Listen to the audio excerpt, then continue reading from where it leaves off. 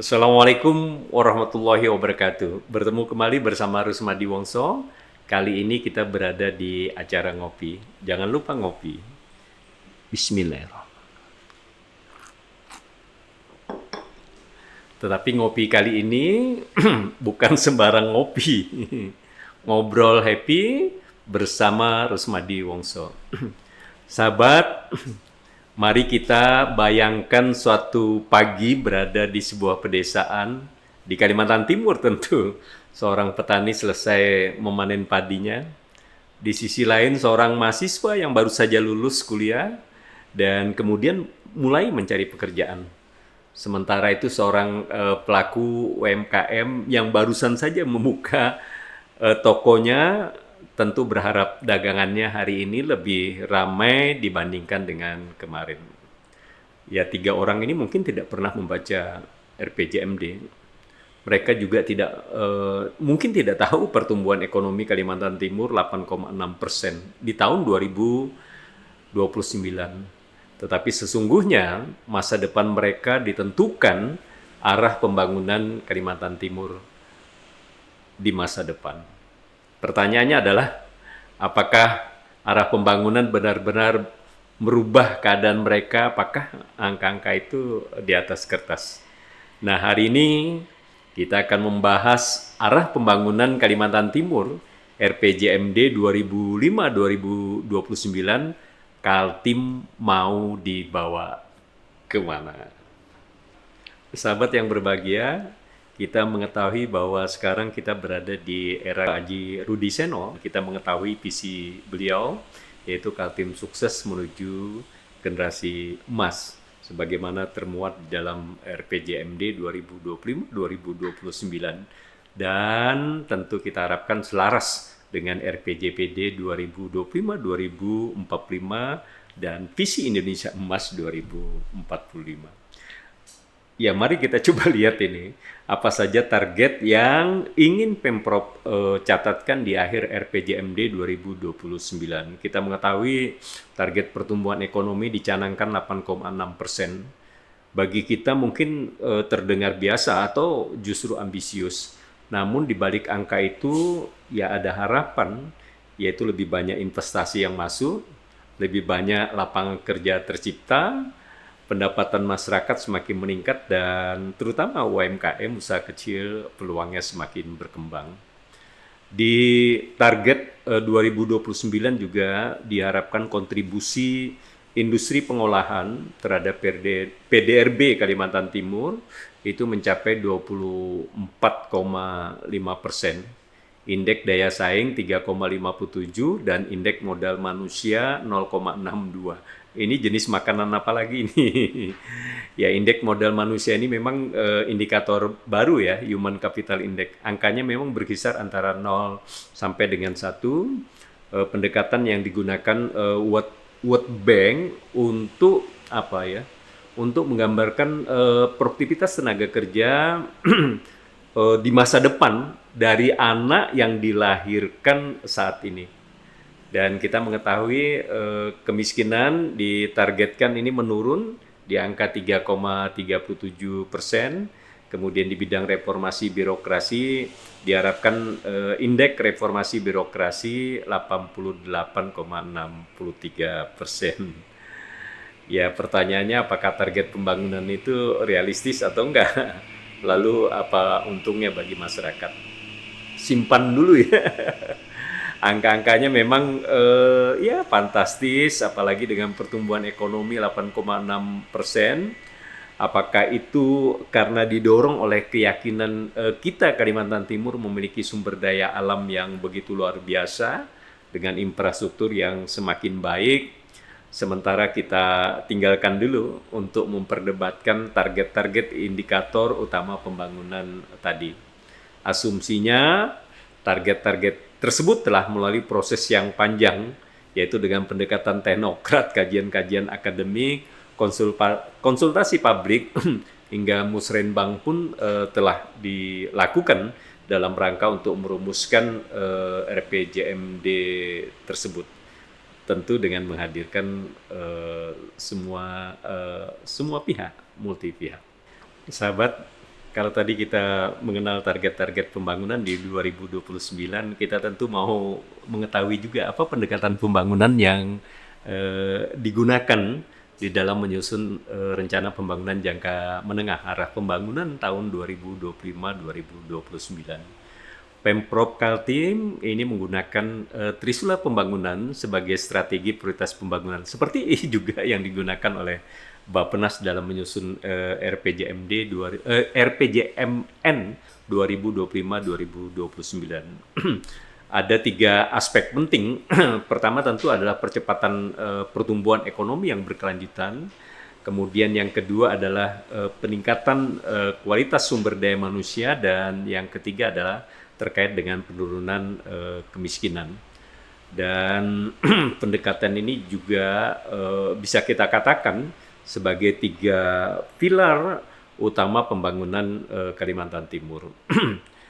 Mengapa kita menghubungkan pertumbuhan ekonomi dengan kualitas sumber daya manusia dan kemiskinan? Dan kita mengetahui bahwa pemerintah provinsi dalam 5 tahun ke depan ini memberikan perhatian serius terhadap peningkatan kualitas sumber daya manusianya dengan program yang yang sahabat kenal, yaitu gratis full-nya. Bahkan tegas tergambar di dalam visinya, yaitu Kaltim sukses menuju generasi emas. Ya, logika sederhana saya mengatakan kalau misalnya anak-anak kita, ya anak bangsa ini pinter, cerdas, inovatif, ya pasti dong pinter cari uang, mendapatkan cuan, berpenghasilan, dan tentu ini berkorelasi positif dengan kesejahteraan dan menekan angka kemiskinan. Secara keseluruhan, kalau warganya cerdas, kesempatan kerja terbuka, sektor real bergerak, ini juga akan mendongkrak pertumbuhan ekonomi. Saya kira secara sederhana pendekatan Trisula ini, 3 aspek pembangunan ini menjadi bagian yang sangat penting dalam arah pembangunan 5 tahun ke depan. Saya jadi teringat pendekatan pembangunan yang digunakan oleh pemimpin di negeri kita tercinta ini. Ya, kita nggak usah mulai dari Bapak Soekarno ya, Bung Karno ya. Kita mulai dari Pak SBY. Paling tidak saya pada saat itu aktif sebagai birokrat, sebagai kepala Bapeda, dan sebagai Sekda Provinsi Kalimantan Timur. Jadi beliau pendekatannya yang masih kita ingat adalah 4 track strategi, yaitu pro growth, pro job, pro food, dan pro environment. Bagaimana dengan Pak Jokowi dan sekarang Pak Prabowo? Kalau kita lihat Pak Jokowi lebih agresif di pertumbuhan ekonomi, ya, pro kepada pertumbuhan ekonomi, pro growth. Dan kepada kesempatan kerja, pro job. Maka kita lihat Pak Jokowi lebih gebyar dengan dengan pembangunan fisiknya, ya, jalan tol, pembangunan bendungan, pelabuhan, dan jangan lupa kereta cepat Jakarta Bandung, Siwos, dengan kecepatan 350 km per jam. Tetapi bagaimana dengan Pak Prabowo sekarang? Pak Prabowo, kalau saya lihat ini penekanannya tetap kepada pertumbuhan ekonomi, tetapi dia banyak memberikan perhatian kepada kesehatan anak, dan semua kita pasti tahu program yang luar biasa, yang kontroversi, makanan gizi gratis MBG. Dan saat ini juga menjadi sorotan publik, terlebih pasca keputusan Mahkamah Konstitusi yang tidak boleh lagi menggunakan pos dana pendidikan 20% APBN. Tapi ya, terlepas dari itu semua, poin yang ingin saya sampaikan bahwa setiap pemimpin cenderung menggunakan 4 pilar ini ya dalam strategi pembangunannya. Tetapi tentu dengan penekanan berbeda. Kalau Pak SBY secara simbang pro growth, pro job, kemudian pro fur dan pro environment lebih berimbang.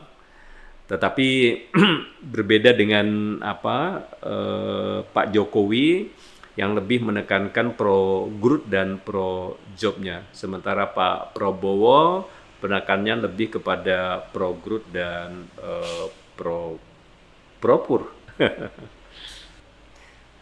Bagaimana dengan Pak Rudi Seno? Pendekatan strategi yang digunakan dalam rangka untuk mengejar target-target indikator makro di tahun 2029. Tapi sebelumnya kita ngopi dulu ya.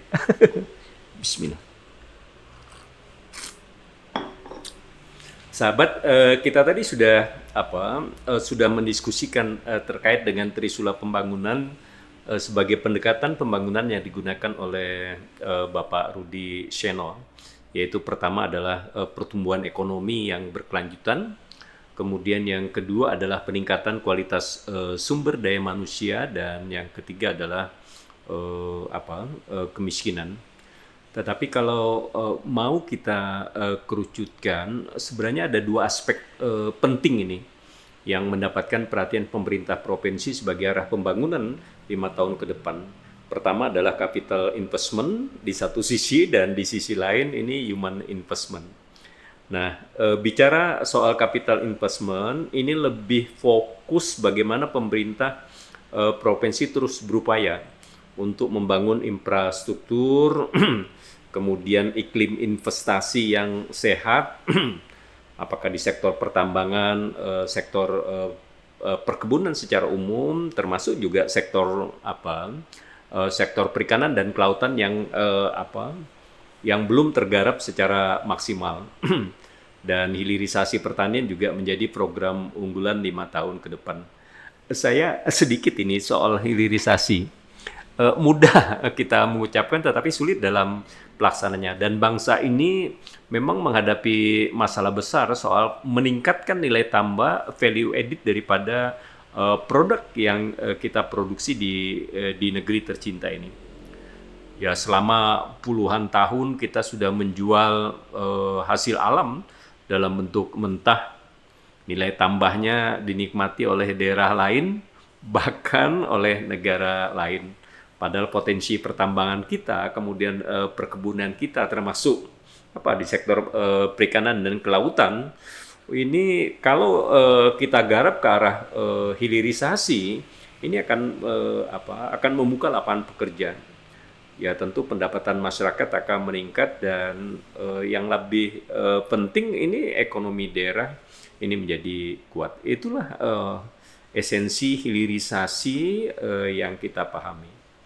Kemudian di sisi lain yaitu human investment. Ini lebih menyentuh kepada program-program yang terkait dengan bidang pendidikan, bidang kesehatan, gizi masyarakat, ya termasuk juga peningkatan kompetensi anak-anak kita melalui program-program vokasi dan pemagangan. Dan ya saya melihat tidak berlebih-lebihan kalau kemudian kita mengenal ada 16 program unggulan Bapak Rudi Seno, yaitu 7 program yang kita kenal dengan Gratispol, program Gratispol, kemudian 9 program yang berkaitan dengan Jospol. Program Gratispol ini lebih kepada program peningkatan human capital, sedangkan Jospol ini lebih menekankan kepada program-program infrastruktur tadi, kemudahan perizinan, ya intinya adalah physical investment. Jadi ada 16 program yang menjadi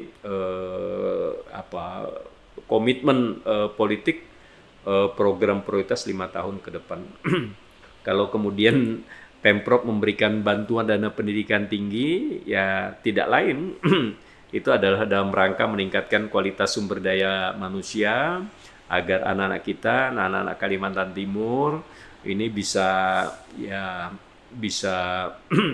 mencapai gelar sarjana, dan kita harapkan tentu dengan pengetahuan yang semakin luas, kemudian pengalaman praktek-praktek di lapangan, ini dengan muatan-muatan rasa kebangsaan, nasionalisme.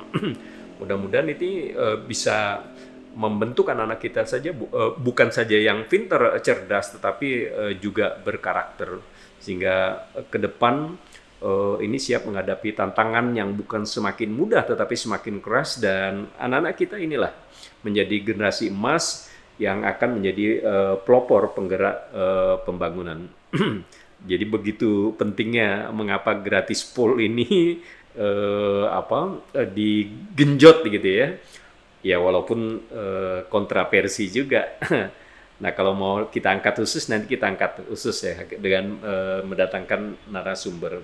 Begitu juga di program pengobatan berobat gratis ya. Kemudian perhatian terhadap pelayanan posyandu dan perhatian beliau kepada sekolah-sekolah unggulan. Jadi tentu itu semua adalah dalam rangka untuk peningkatan human capital yang pada intinya adalah dalam rangka untuk investasi manusia untuk melahirkan generasi emas di masa akan datang. Pada akhirnya bicara soal pembangunan bukan bicara soal tebalnya RPJMD, tetapi bicara arah pembangunan ini bicara soal apakah anak-anak kita bisa mendapatkan pendidikan yang layak, apakah ketika masyarakat sakit kemudian bisa mendapatkan pelayanan berobat, kemudian apakah ekonomi kita terus bergerak, terutama usaha kecil menengah, dan yang paling penting ini anak-anak kita generasi muda apakah mendapatkan pekerjaan di tanah kelahirannya sendiri.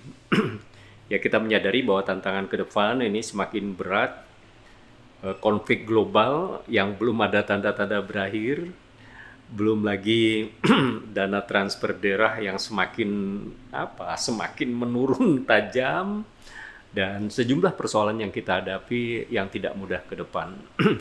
Oleh karena itu di sesi berikutnya kita akan melihat terutama keadaan fiskal kita apakah cukup kuat untuk kemudian bisa mewujudkan janji-janji politik, terutama program prioritas unggulan, gratis pol dan jospol 5 tahun ke depan.